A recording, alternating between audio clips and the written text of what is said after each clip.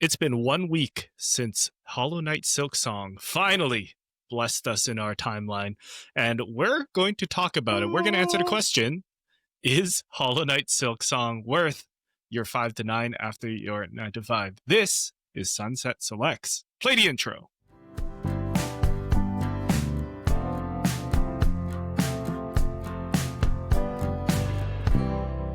Hopefully my drum beat was on beat there. I'll also make sure to get the holy Jordan moment in the intro as well. Hello, everybody. Welcome to Sunset Selects, the weekly show. I say weekly because sometimes we take breaks, but technicalities. The weekly show where Jordan and I come together and talk about the games, movies, TV shows, and whatever you should be enjoying in your 5 to 9 after your 9 to 5. My name is Samson XP, aka Samson. I just included my regular name. And I will be your host today, along with, as I said earlier, Jordan, aka Sir Dr. JM. Welcome back to Sunset Selects, Jordan. Thank you. It's a beautiful day for a sunset. It is. And man, those sunsets are getting earlier. I don't know about you. They sure are. I feel like fall really snuck up on us. It was just July, enjoying my 9:45 sunsets, and then it's like 6 p.m. and the sun's already almost gone. I was like, what the heck? So it really is Sunset Selects now. It's true. It's true. Do you guys have fall weather already? Is it cooling off? It's cooling off. I would say it's still summery. I'm still in my t-shirt and shorts. But it's not like the 30 degrees and I got to keep the window open all day. It's a comfortable summer. I don't think the leaves are changing and falling yet, though. So so far it's been good. How about you? Still hot. We're still like 25-ish. Like tomorrow it's going to be a high of 27 and sunny all day. So you definitely feel it getting like it's colder longer. Like in the evening, it kind of lasts through the morning a little bit more.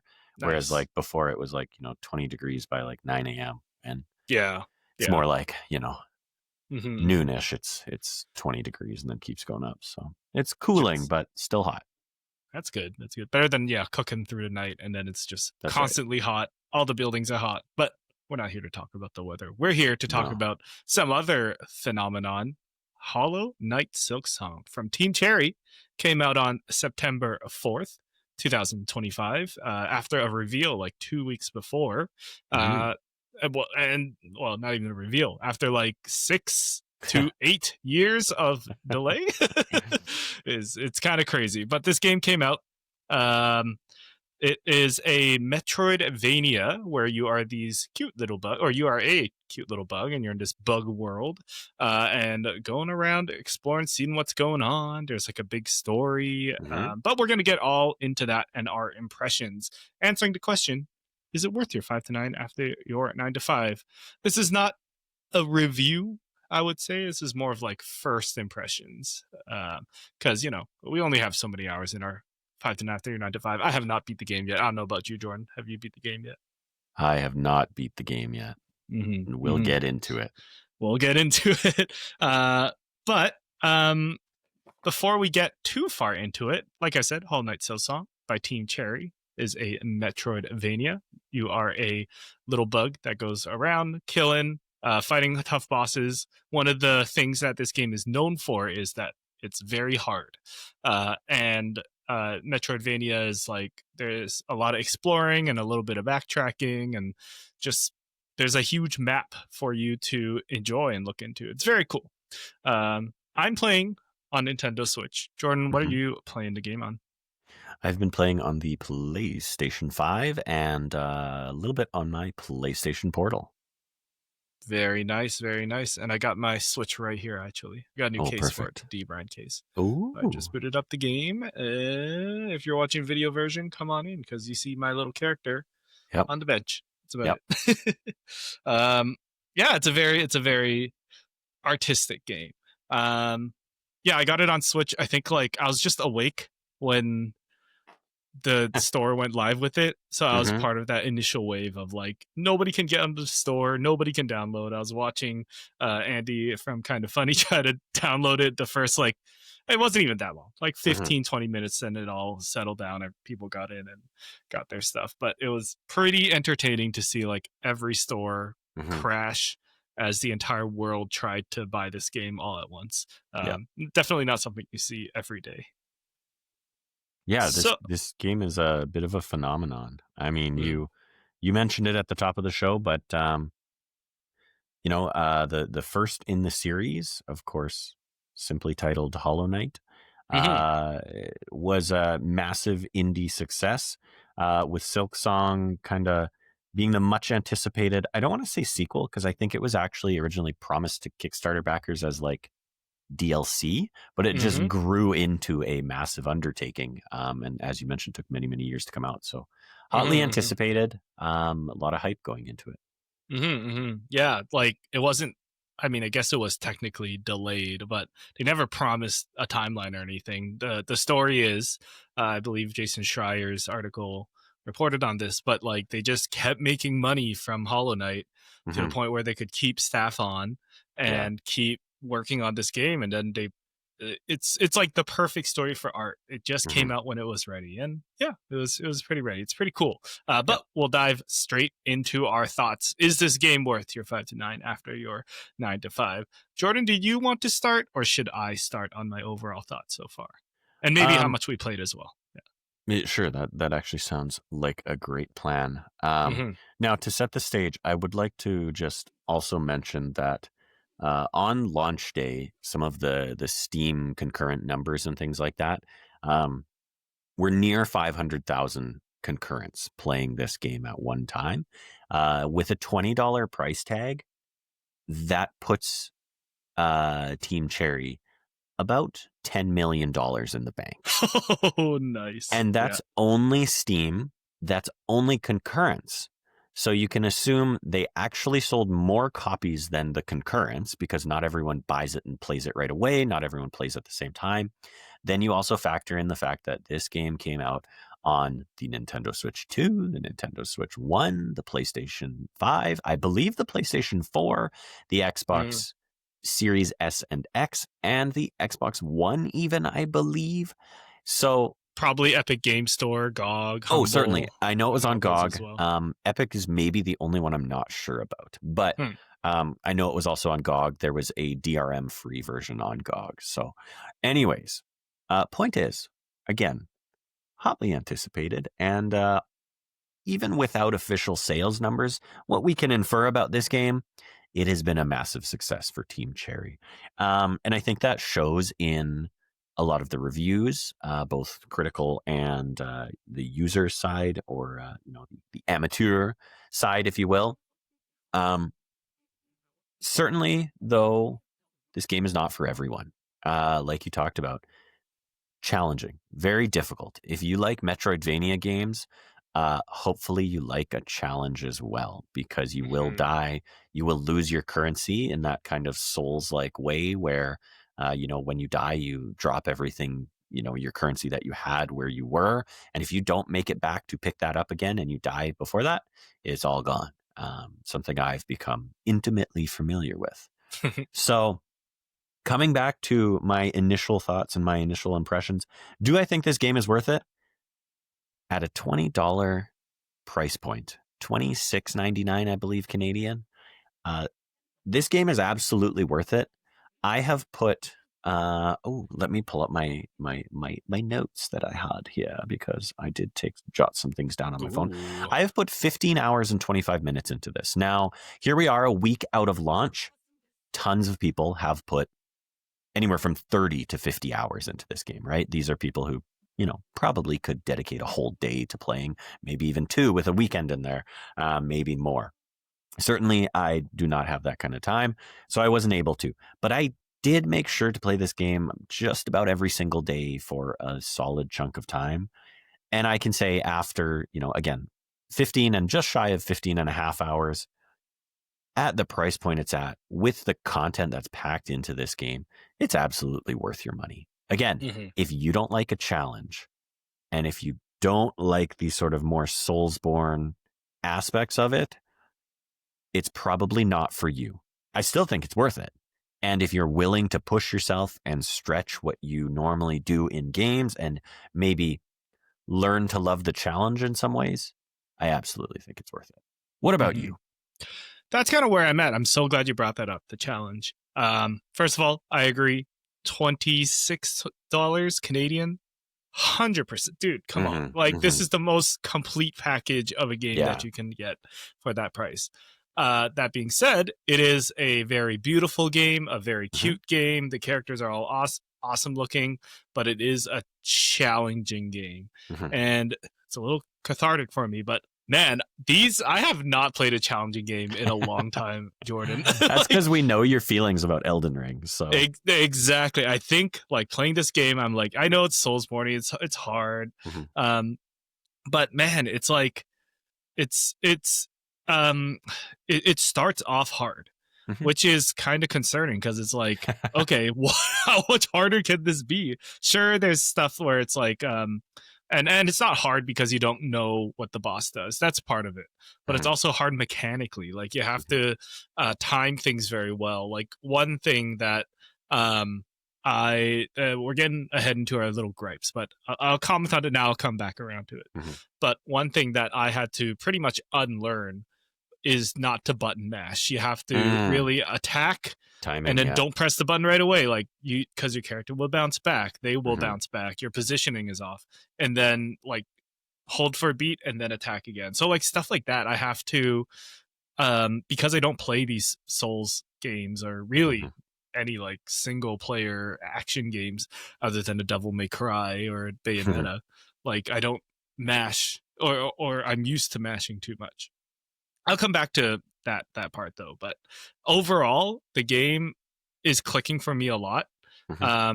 Like you brought up Elden Ring, which is funny because a couple weeks ago I played the first Hollow Knight just to see if just to get back into the mood of things. But the thing with the first Hollow Knight and Elden Ring is that they are very bleak and dark games.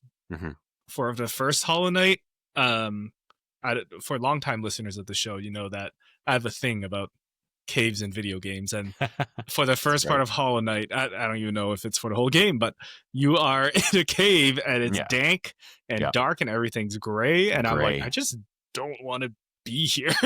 like this is not where I want to be. But then you boot up Silksong, and the first area you're in is like this soft forest glow. It's dewy. It's like you just woke up in the morning. It's green. And then I'm like, okay, so I'm in some sort of outdoor, there's sunlight at least. And that like already made it so much better for me. I wanted to explore. And I did. For myself, I am about 3.5 hours in, so not anywhere close to where you are, Jordan.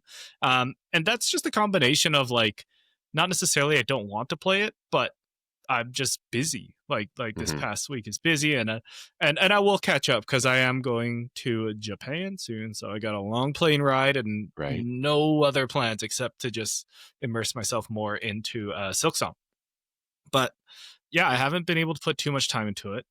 But the time I do put into it, I know there's a challenge, and I'm almost throughout the day mentally preparing myself. Like, you will beat a boss tonight. You will find this next achievement tonight. You will find the map tonight or whatever. And then honestly, that's been a good motivator for me. like just doing one small-ish goal a day.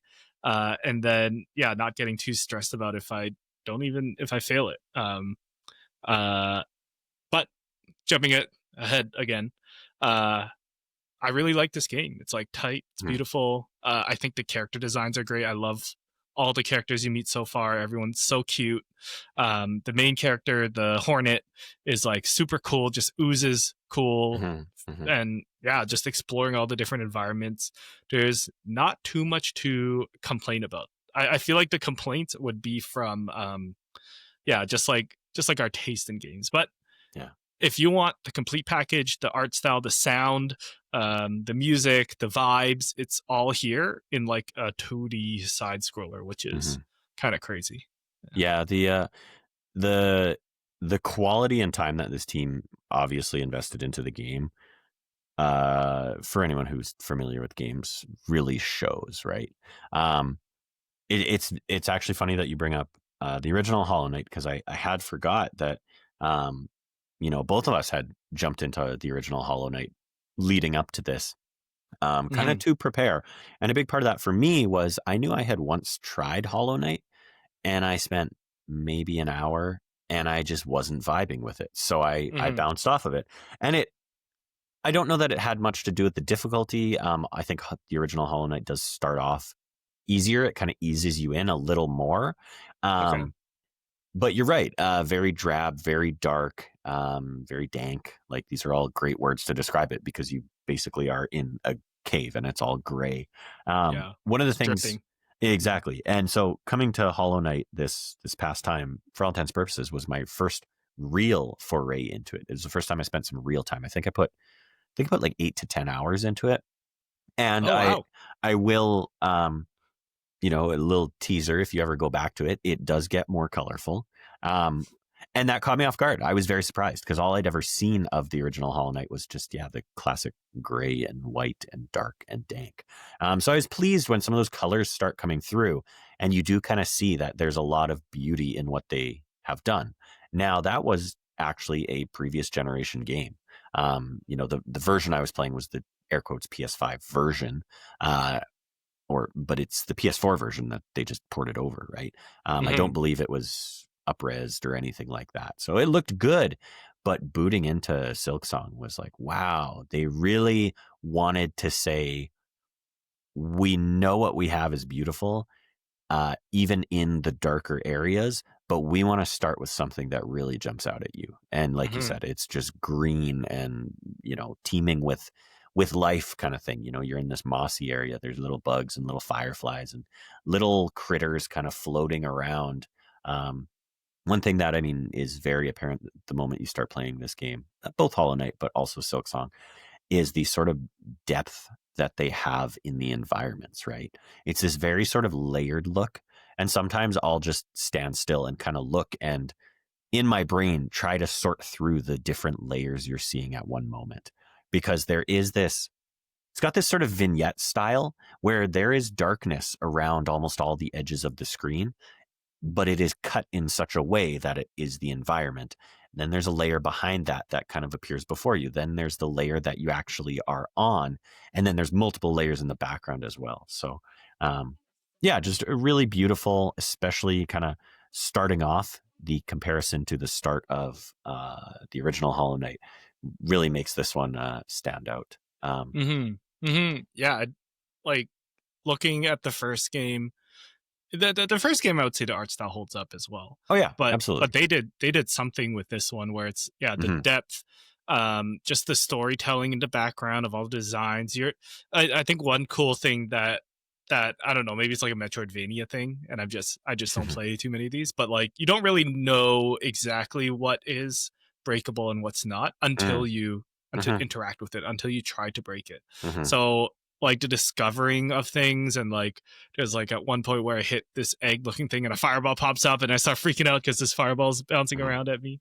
Yeah, that is like kind of cool that Hmm. that the art style and the interactive stuff blends together so well, because Hmm. in other games you can kind of tell what's the background, what's kind of like an old cartoon, what's the background, what's gonna Hmm. and what's the actual things they're animating. Some games are like that, but not this one. Like Hmm. every piece of this world looks like it belongs in its own, or in this world. So Hmm. you don't really know exactly what's breakable or not until you discover it for yourself, Yeah. which is pretty cool. Yeah. Um, what do you think of the music and the sound? Because if I may share first, Of course. I didn't know sound was so important for this game. um, in the first one, you meet the map guy. I forgot his name, but he's like got papers. A little chubby dude, Uh, yeah. yeah, Chubby bug. and and then I remember like you kind of hear him, and Hmm. then you kind of As see you his get papers closer, floating around. yeah. Yeah, you hear him. So I just kind of brushed that off as like oh, okay, it's just how it works. But then in this game, you with the map makers, not Sherma, Chakra, Chakra. Chakra. and like he or she or they sing. Mm-hmm. And then the first time I found them, I was like a little scared. Mm-hmm. Mm-hmm. But then you run into them again, and I'm like, oh man, what a happy What a tune. relief, right? You hear Yeah, that and you're like, humming, you okay, hear okay. that noise, and you're like, I Yeah. need to find this. Yeah. And same with the Sherma, the Mm-hmm. little bug that's singing and clanging the bells. I was like, Mm-hmm. this is so cute. I like just stood there and Mm-hmm. listened to Sherma play her thing, her Mm-hmm. music instrument at the door, like praying for it to open. And in the end, you're the one that opens it. And I'm like, there's probably some social commentary here at some point, but we'll come back around to it. But yeah, it's really cool. I think the Mm-hmm. sound design in the game is really interesting. Yeah, no, you're absolutely right. And I think that's probably one of the areas actually where I feel like this game stands out, and I feel like I'm sure people are talking about it, but I feel like I don't hear enough people talking about it, and that's because obviously there are so many great aspects to this game. But I've been blown away by the soundtrack to this game. The Oh, okay. music, the way the music comes and goes and swells when you get into a big fight.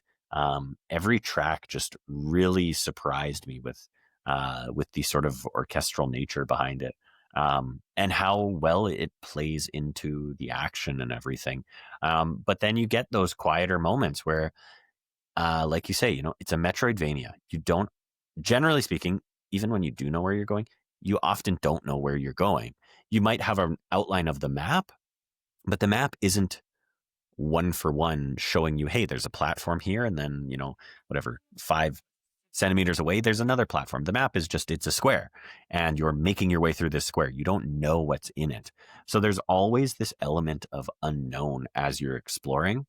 Um, and then, like you say, the sound design really comes in because you can hear just about everything going on in this sort of world, and it really makes it feel kind of alive. There are times where I've been making my way through somewhere, and you hear, like, I mean, all the creatures in this are bug-ish creatures, right? And you hear little, not literal cricket noises, but you hear like chirping that like a bug would Mm-hmm. make, and something is up ahead. And a lot of the time, that might be danger, and other times it might be a friend, right? Is it a friend or is it a foe? You never really know.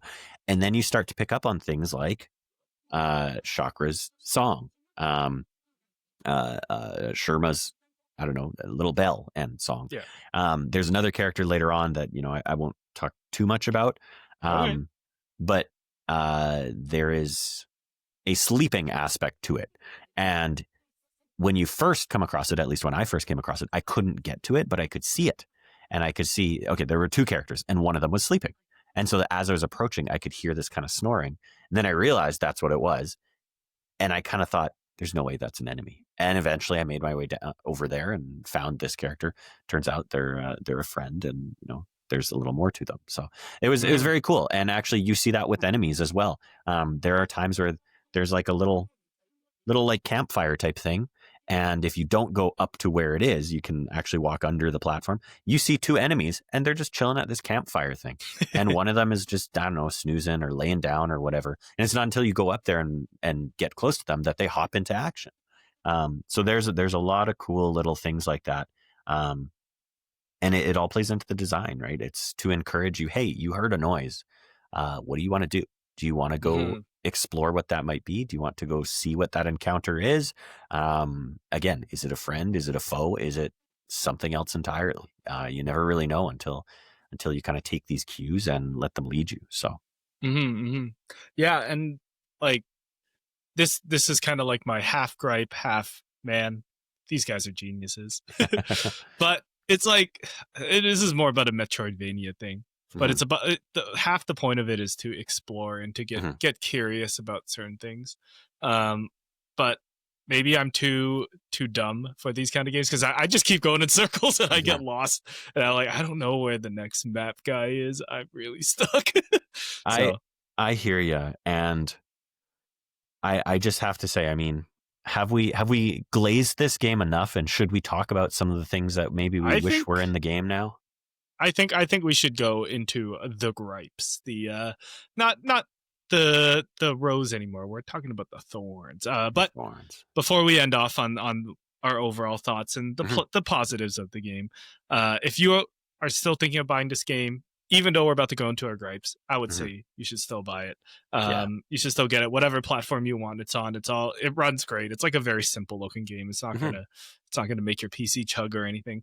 But you should. It's really cool. It's really fun. It's got an interesting vibe, very original.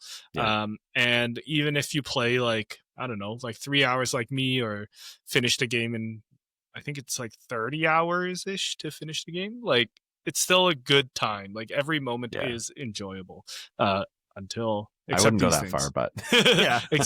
Except these things. Yeah. Jordan, are you itching at the bit, biting at the bit? So Champing at the bit. champing at the bit to share about your gripes. Um, I mean, I am. I certainly am. Mhm. I do have kind of more than one way that I definitely approached it, though. I have some things that I, I struggle because I don't know that I really truly have major gripes with the game. And I think a Mm. part of that is because I can see the intention and what Team Cherry has put together, and I understand why they have made decisions that they made. Um, I just think that the game would benefit, or honestly be a better experience for more people if these things were different. So, just because we were talking about it, I'll start with one of the things that I classified as a nice to have. I wouldn't necessarily say this is super on the negative side. It's just something that I feel like could improve the experience. And it's essentially what we were talking about. It's has to do with the map.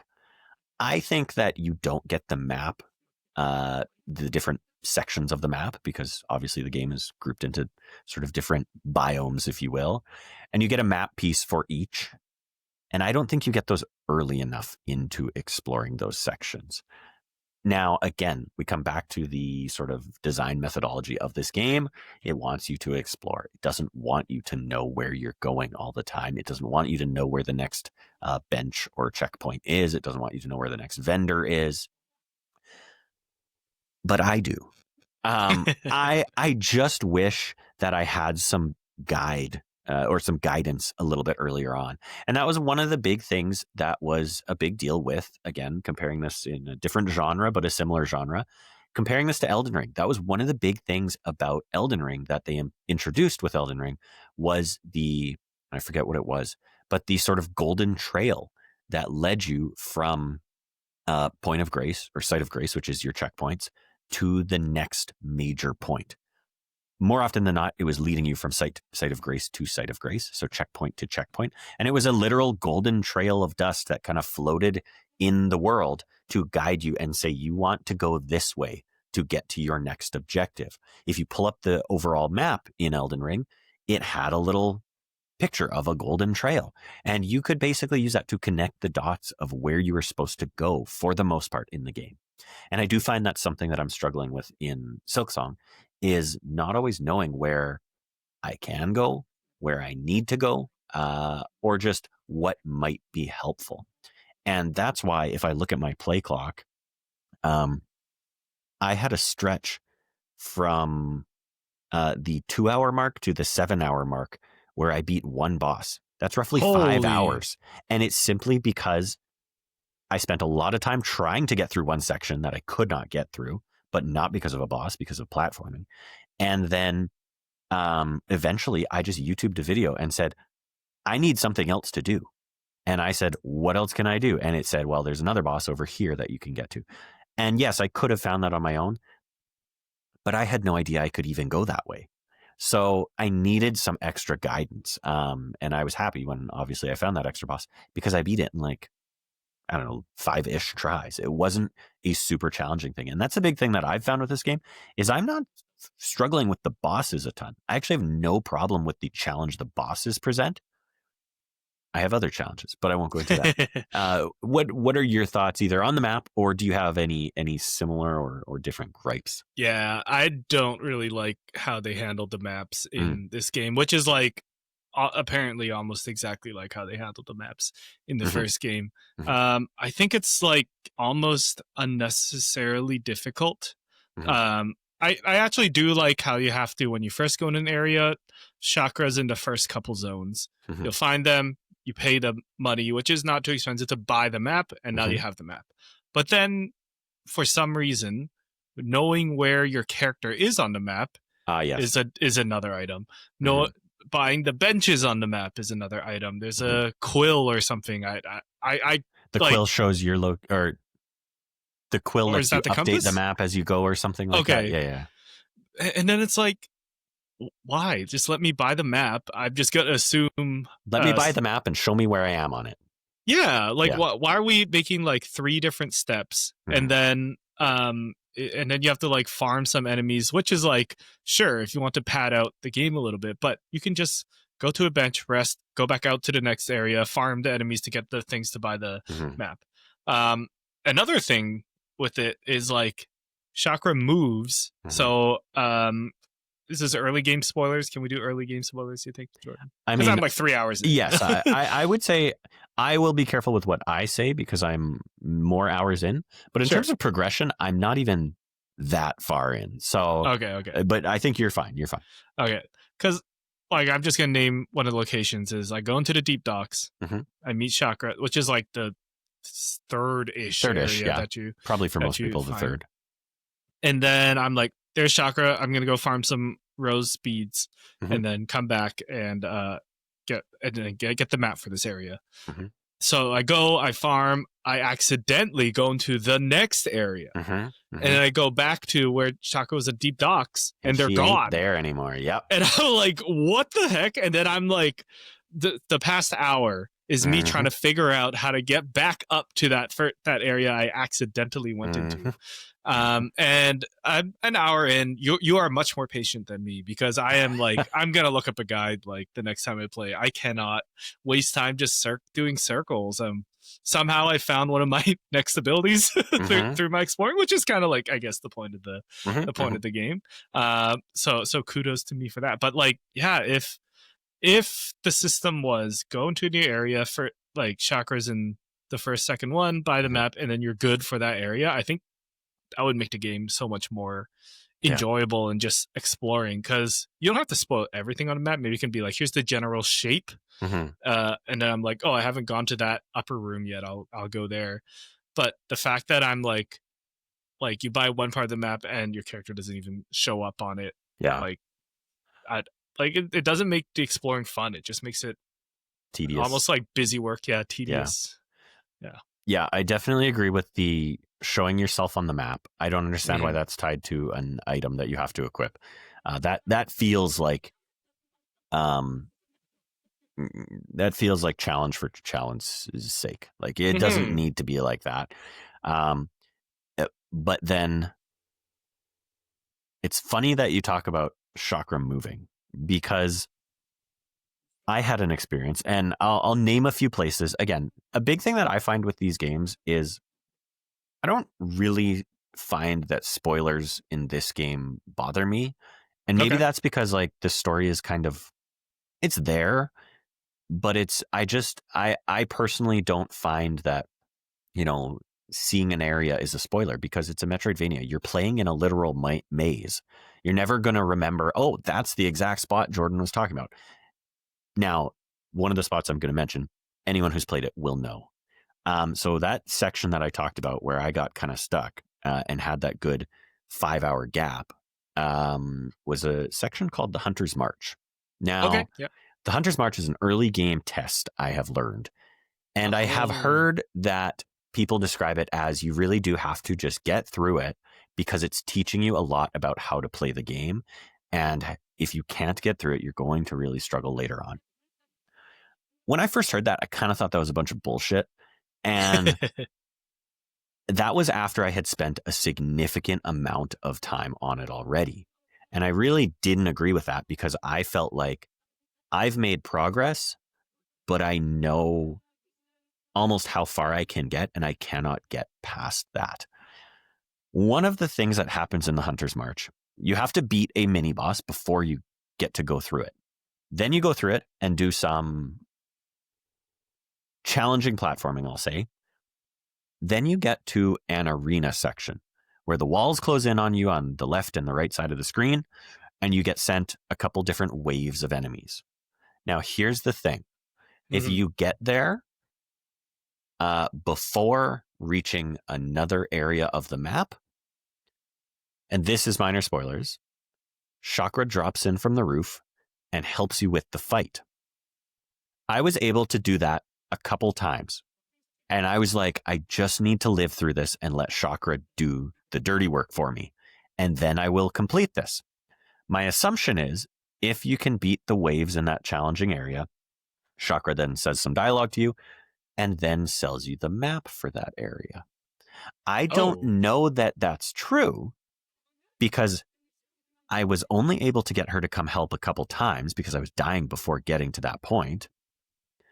That's when I looked up the alternate route. That's when I went to another area, did that extra boss, explored a bit more, found Chakra down there by accident, didn't have enough beads to purchase the map for the Hunter's March. So then I go back to attempt the Hunter's March again. I get back to that arena area, and guess who no longer shows up to help you with the challenging fight? Chakra. Because she has moved on, and she's now in the other area of the map. I have since not been able to find her in that other area, found her in another area, again, didn't have enough beads to buy the goddamn map from her. I now have no idea where she is, and I've explored 3 or 4 different sections, never seen her again. And I still have not beaten that goddamn arena in the Hunter's March. And I'm so mad about it because I am spending so much time up there. And this is where I kind of come back to the fact that I heard someone talk about the Hunter's March being that, kind of a skill check. And now that I'm actually kind of taking my time with it and really focusing on what do I need to do to get through this, I am making slow progress. I feel like I got so close last night. I think I made it to the final wave of those guys. For whatever freaking reason, I just cannot beat these things. But I actually feel like I'm getting much closer and understanding it much better. Now, I've also gotten no less than 2 different upgrades in terms of abilities and things like that. Different items that I can use. I'm being a little vague here. Different. You upgraded. Yeah, I upgraded. And it has made it more manageable. I'll say that much. But I still come back to the fact that although I actually kind of love the idea that Chakra dropped in and helped me until I progressed to another area and now she's not there anymore, I kind of love that. I feel like they should have put a system in so that if you're struggling, you could still get her back because I miss her. And if I had that little bit of extra damage, I think it would help me get through that and I would have gotten through it already. But I'm 15 hours in, I've beaten 4 bosses plus a mini boss. And like I say, I actually beat a different challenge arena. And that's actually what gave me the abilities that I was talking about that kind of changed my play style a little bit and has actually helped me progress through the Hunter's March again. But yeah, it all, to me, it all comes down to the map. If I just knew where I was a little better, if I could have afforded that map piece when I was there in the first place or the second time I was there, these little improvements would have made my life so much easier. So I know. And it's like, I get I could also just do the extra work and start drawing out the map and thinking a little harder and remembering where it came from. I never considered drawing the map out. But that's what Google's for, right? You could Google it. I know. In the end, we could just pull up a guide and I'm sure somebody has already screenshotted the entire map. I was looking as we started this call just to see, awesome. But yeah. But yeah, it's like in the spirit of the game, you want to, I don't know, immerse yourself. But at the same time, I do think it is a little too hard compared to all the games. But, that's the artistic vision. That's the challenge. It's just for me, I am a person who can only play games like we say 5 to 9, but really it's sometimes like like an hour maybe a Uh-huh. day, and I don't want to spend that hour circling back and forth. And then the next time I play is like 2 days later, and I don't even Yeah. remember Yeah. what I was doing. So Yeah. that's kind of like what the gamers are up against. Mhm. But the first night or two where I did put time aside and put like Mhm. majority of my 3.5 hours, which I guess doesn't sound like that much. Like I really did enjoy just exploring, and Mhm. maybe it's earlier, so they probably made it easier. Like that part I really enjoyed, but man, that difficulty, Yeah. like especially with just exploring, ramps up super quick. So yeah, make the maps easier. I did hear that if we bought it on PC, there are mods that make Yes, it easier, and I'm like, dang it, I should have considered that. I have heard that too, and I think that's a big thing is when I look at my list of gripes, like again, coming back to all of this, that was my like nice to have. That's not even really one of the things that I really wish the game had. hmm Um that the map piece of things or side of things is a nice to have. When I look at my list though, I think almost everything probably could be solved pretty easily by a mod. I almost guarantee there's a mod for all of these things. Um so yeah, I also had once I heard that I was like, ah, darn, that would have been good. But I'm looking at one Hollow Knight Death Swap. Play Hollow Knight and Silksong simultaneously. When you die in one, instantly swap to the other. interesting. That's kind Some of cool. crazy challenge. Good way to get a 60-hour game or a 75-hour game, Yeah, but right? You're yeah. just gonna end up forgetting where you're at in Yeah, both. exactly. Yeah. Yeah, no kidding. Hmm. Do you have any other gripes or anything on your list? I mean, I would say like the map is the biggest one, just Mm. the accessibility for it. Some people complain that the diagonal down Mhm. was really hard and difficult. I didn't really think so. Oh, I have a question for you actually. Mhm. Mhm. Did you customize any of your buttons? I did not, and that's because Hmm. the out of the like the customization you can do on console, like on hmm Switch and everything. Well, I'm sure it's on Switch because it's probably the same as PS5. I looked at it because I was one of those people struggling with the freaking down Oh, diagonal. okay, okay, okay. And so I looked to see if I could just map down to a button so that I could use that and then, just simply have to press the attack and that hmm button and it would help. And I wasn't able to. It's not like hey, I want to change every map, every button map that I want to. So I was a little disappointed when I couldn't do that. But I have hmm heard people that, yes, with like scuff controllers and third party controllers that have back paddles and things like that, or first party Yeah. ones. I have heard that people have found that helps a lot with that. So Interesting. Because I actually didn't have any issue with the downstroke thing. I was like, oh, I wait mean, I'm until I'm the playing. Hunter's March. When you get there, you will Okay, learn. yeah, I'm playing with the Pro controller, and I'm like, oh, Oh, it's okay. not too bad. Does the Um, does the Switch 2 Pro controller have back paddles? it does actually. Ah, lucky. Um, So you could. I did map one to be down, but I'm Okay. not using it that much. I'm Right. actually using. I mapped the other one to up because early on you get like this kunai thing. Oh yeah, yeah. Up And R1. that's actually been helping me a lot. I just don't like pressing up, but holding the back paddle and then I the gotcha. R trigger. That Right. helps a lot. But I would say the biggest one is I actually remapped the attack button from Square. Y, which would be Or your square, yeah. to A, which is your Oh, okay. circle. Yeah, yeah.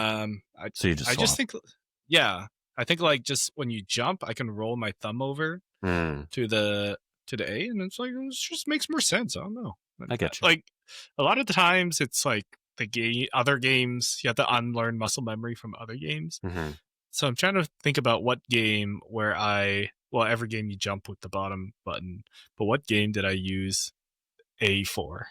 And I can't remember. Hmm. Maybe it just feels better. Yeah, I'm But thinking to me like that'd be circle and yeah, I don't know. Because hmm, even I mean, I is that considered like Astrobot? Astrobot had that as the. square was the attack in Astrobot as well, but it Oh, might okay, have been maybe not. circle may have been as well because Astrobot had like for all intents and purposes 3 control buttons. It had jump and then punch, right? Yeah. So circle may have done the same thing as square in Astrobot. I don't Hmm, recall, but yeah, maybe it was the Thank Goodness You're Here. It was that game. yeah, it could The be. Yeah, slapping. yeah, yeah, yeah, yeah. um, but yeah, I really like the controls for that. Any other gripes? On it, like I said this earlier in the episode. but man, I'm just not built for these games. Like, I am not a gamer. I'm not a capital G gamer. I play this and I'm like, man, people really are good at these games. That's wild. Like Souls games, Metroidvanias. Yeah.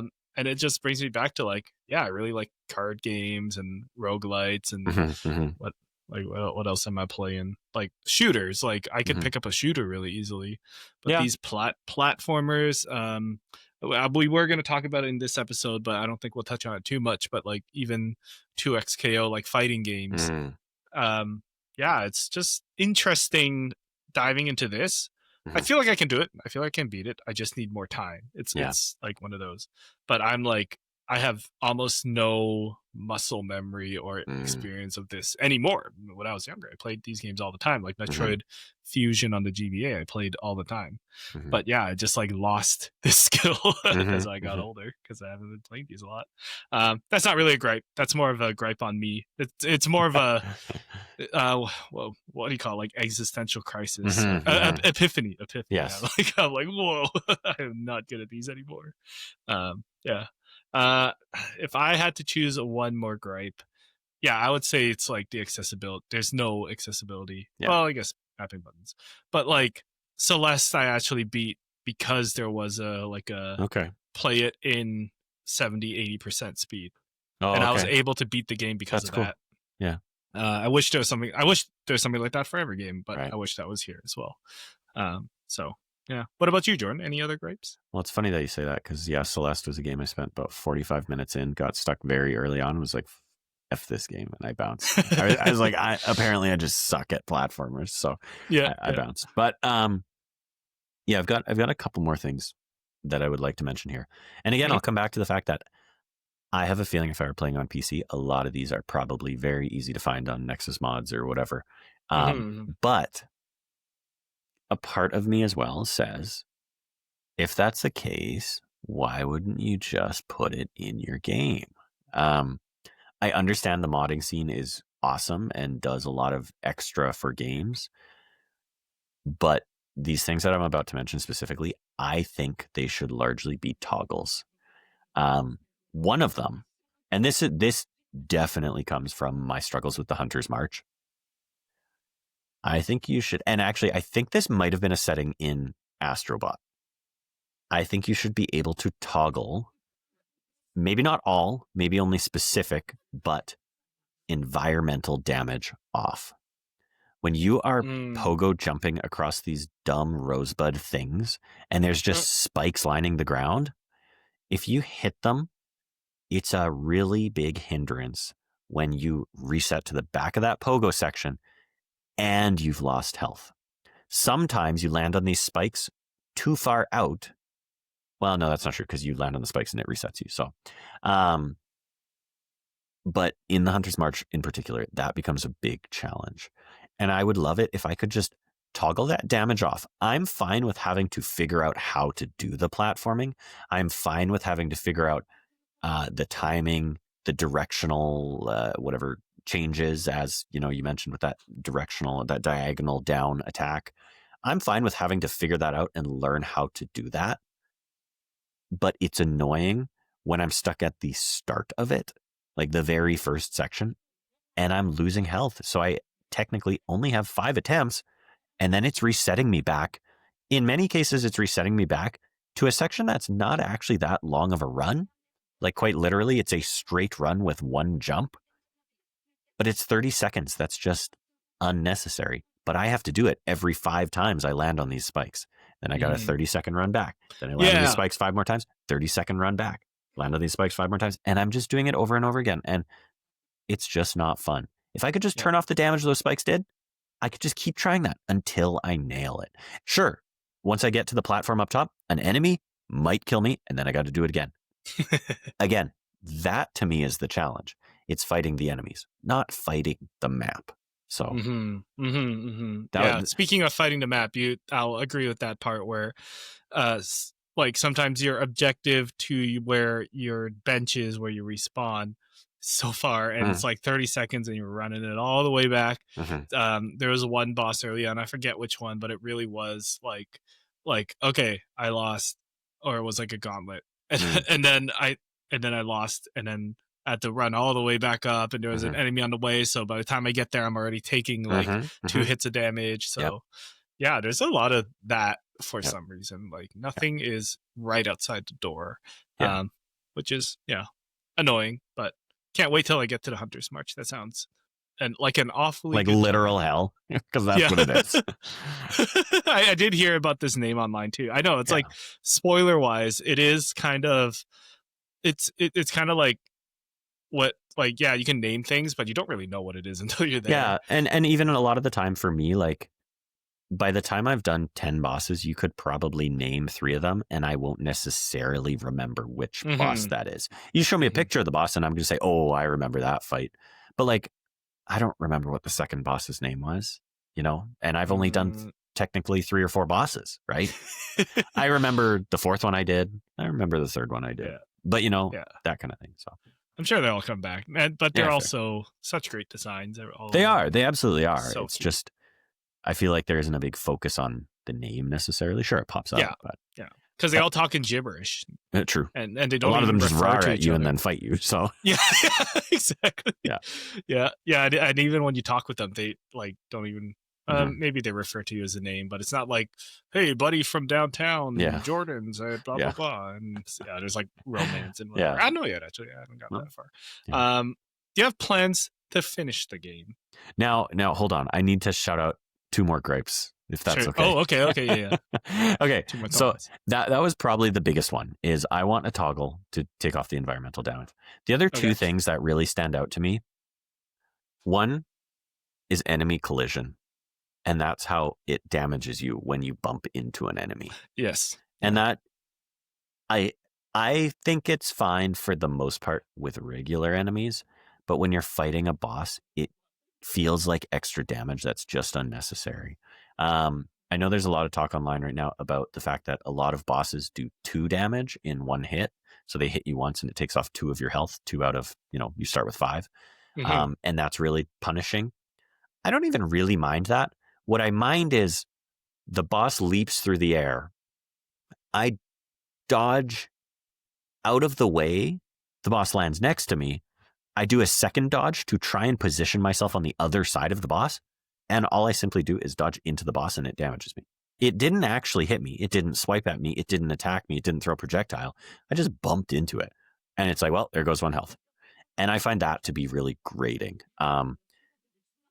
And I think a part of that for me is the Soulsborne nature of this game, where in Souls games, you're dealing with, they're called iframes. They're invincibility frames, right? When you do a parry or a dodge or whatever, there's a certain amount of time, and it's very minimal. It's a fraction of a second, really, where you are invincible because of what you're doing. And I really think that this game should have that when it comes to, you eventually get a dodge, spoilers. When it comes to dodging, if you dodge through an attack, I think, as far as I know, there's no invincibility frames. There's no iframes. And I really think there should be. I think it would just improve the combat experience a lot, because right now, a guy swipes at you, you try to dodge through that attack, you just get hit by it, and then you collide with him and you lose another health. And that's really annoying. Now, those are probably the 2 biggest things that I wish the game had. 1, toggle off that environmental damage. 2, that enemy collision damage is really tough. This next one, I will file under another mod improvement that I think is an easy mod that I guarantee exists. I want a health bar on a boss. I just need to know I'm making progress. Well, let me tell you what the second most popular mod is. Yeah, is it boss health bars? Because show damage health bar.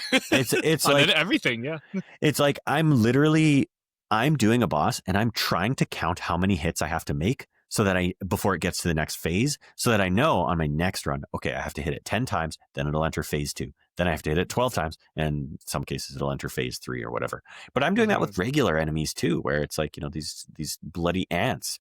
And like, I know that, oh my gosh, they're so small. I mean, those ants I think are 4 hits, but eventually they stand up and start swiping at you. And those ones take 6 hits. And then there's those guys, but they wear armor and they take 12 hits. And it's like, I get it. It's just, it's obviously doubling. But I had to count that out because I needed to know how much it's going to take to kill you. I would be fine if it was just bosses. I would love it if it was everything. But again, just bosses is all I'm asking for. So I know, right? And I feel like a lot of this could be put behind like a difficulty thing. oh yeah, sure. Like hardcore mode is the Mm-hmm. mode we're playing right now. Yeah. Easier is like Mm-hmm. show the health bars and Yeah. one environment damage, whatever. Like Mm-hmm. like there is a way to scale these things, because Yeah. in the end, like a lot of the art and artistry and story is all hidden behind the challenge, which is fine. But there's a lot of people out there that um accessibility and otherwise won't be able to see that Mm-hmm. that art in the end, unless you like look it up on YouTube. But Yeah. It's not the we don't. same. Yeah, Not exactly. You still want experiencing to. it. You want to experience it. You want to at least earn it at some Yeah. point, and really, it's just allowing more people to enjoy your product, enjoy what you worked like Mm-hmm. 8 years on. Mm-hmm. So it's stuff like that. Like I feel like of all games, like this should be one where we champion for accessibility. I remember there was some conversation around that, around like, was it Elden Ring or It there's comes up another every game. time a new FromSoft game comes out because they Yeah. don't do much with in terms of accessibility. Mm-hmm. Like there is no easy mode. They don't do scaling difficulty and things like that. Mm-hmm. The I big was thing, surprised when you mentioned the Golden Path too. I was like, I forgot about that. yeah, that was an awesome improvement. Well, the previous games weren't open world, right? It was more linear, so you at least had honestly, it was more like a Metroidvania. You know, you had multiple paths you could go through. Sometimes you'd hit a wall, or you'd need a key, and you'd have to go explore a different area, beat a different boss. But Elden Ring was the first one that was totally just open. But they knew if we just let people loose on an open world, they're not going to know where to go. So they put in something to guide you, right? So yeah. I wish some more pathfinding as well would be good. Like a little, I don't know, fairy that squeaks around once in a while. Hey, Make an easy mode. Make an easy mode. Team Cherry. You know, you'll have us raving about this game even more than we are now. True. Do you have plans to finish the game, Jordan? Yeah, sorry, I was trying to remember what you had asked. Those bosses and enemy collision got me all riled up. Do I have plans to finish this game?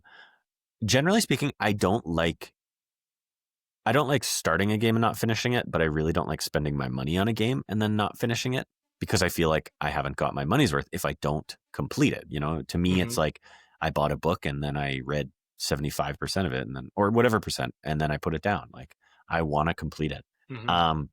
That said, because I get, a lot of free games through services and things like that, I definitely don't beat everything now. But with this one, the big thing is I would love to finish it. I want to finish it. I worry that the challenge that I'm already seeing will keep me from finishing it. But again, I come back to the fact that, to me, that challenge really hasn't been the bosses. Now, again, I've only done 4 actual bosses and 1 sort of mini boss. I did get to a 5th, actually.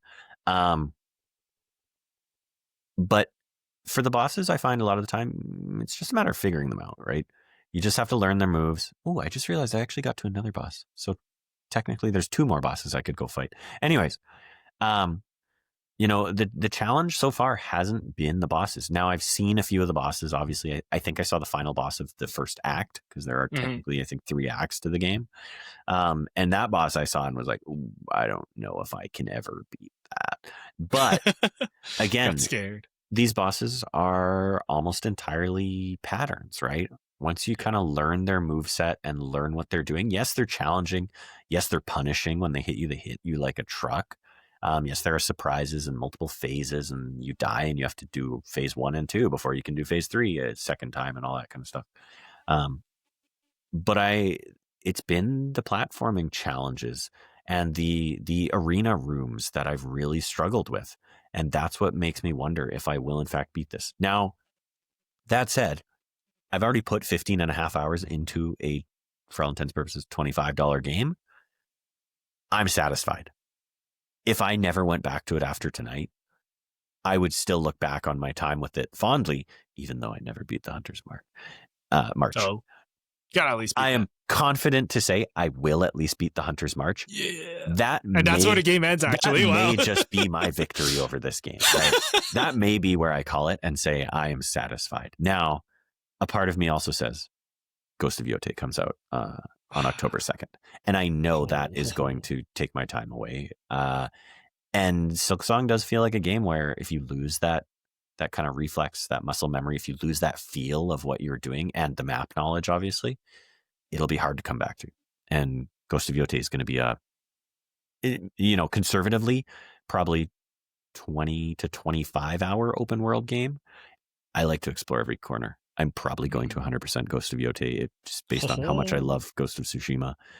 So that tells me I'm going to spend a lot of time with Ghost. So I worry for Silksong in that sense. But how about you? What do you think you will progress much further, or maybe not? Or do you think you'll take it to the end?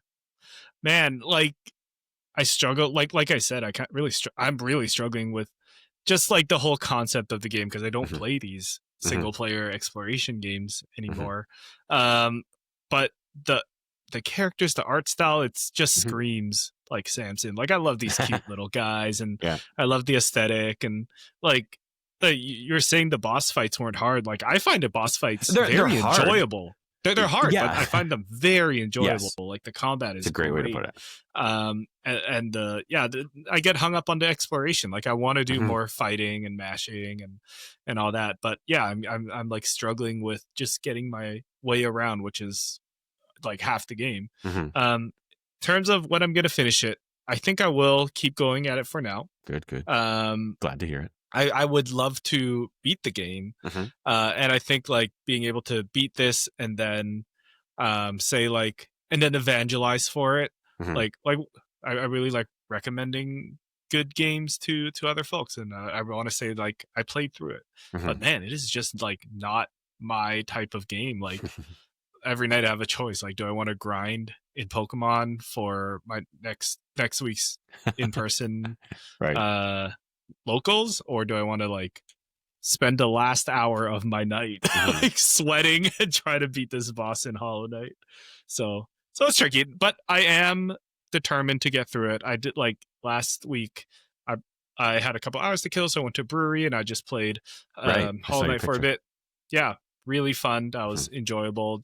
And I didn't even do too much combat stuff. I just like explored. And honestly, I think it was there where I kind of screwed Chakra up and made I explored too much and then made her go to a different spot. And okay, maybe don't do that if you don't want to screw yourself over. Very similar experience on my side. But right now I am enjoying the world, which is which is surprising to me for like someone who doesn't really enjoy these like single player challenging games. I enjoy challenges in games, right? Like I play shooters like Overwatch and Valorant and like in-person card games. But yeah, I don't know about these kind of challenges, but I do want to play through it. I have, like I said, the flight coming up. Lots of time to kill. No other plans other than just like dive deep into Hollow Knight. Maybe I'll print out a map so I can bring it onto the plane. Not a bad idea. Use it with me. Not a bad idea. You can put your own pins in the map. Well, don't bring pins on an airplane, but you can mark things on marker. Scribble on it. Yeah, that might be the way to go. Yeah. Well, that brings us to the end of our quote unquote first impressions of Hollow Knight Silksong. If you're still on the fence of it, take it from somebody who doesn't play Metroidvanias and take it from somebody who does play a lot of Souls-like games. We both think this game gets a thumbs up and you should go check it out. Hollow Knight Silksong from Team Cherry, $20 USD and pretty much all over the world, 26 Canadian. That is the price of a lunch these days. So definitely grab this game. We really enjoy Hollow Knight. Maybe I'll I really hope I really want to see it through. See the end. Next week, we aren't exactly sure what we're talking about yet. Maybe. Well, wait. When does Skate come out? Is that this weekend? Skate is that next week? 16th, I believe. So that'll be next week. Oh, snap! About a week. Maybe from today. Maybe we'll do a Skate follow up. Because then I'll get my hands on it. Yeah, fair enough. So next week's episode, look forward to that. Skate is a good part 2. Oh, this time I'm Skate. And then the week after that, I'm not sure if I can say it yet because I am playing Redacted. I can finally say it for once. So look forward to that. It is a game that I have been looking forward to for a long, long time. So make sure you stay subscribed to at Grow Up Level Up on all your YouTube podcast feeds.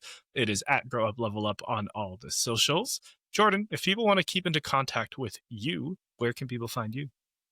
You can find me on all socials at Sir Dr. JM. That's at Sir DRJM. Very nice. And you can find me, Samson, aka Samson XP, on all the socials as well. Mostly Instagram. That's where I'll be posting my shenanigans and my thoughts and all that. Trying to use Blue Sky a bit more. Trying to stay off of Twitter. It's crazy there. I like went back because I'm like, I should check in, and there's like some of the memes, top tier. Most of the rest, why am I getting ads about like a washing machine next to some really intense political comments? Like, what's going on? Speaking of wise words or unwise words, but not speaking of wise words, Jordan, what is your wise words to end today's episode? My wise words today. You can comment or post in the comments if you know which character says this, because obviously I had to pull a quote from either Hollow Knight or Silksong. And the quote goes something like this. Oh, no, not something like this. It goes exactly like this. Oh, no, I clicked away from it. Oh, no. The quote hasn't started yet. There we go. Here's the quote. Here's the quote now. Quote, I see now that the circumstances of one's birth are irrelevant. It is what you do with the gift of life that determines who you are.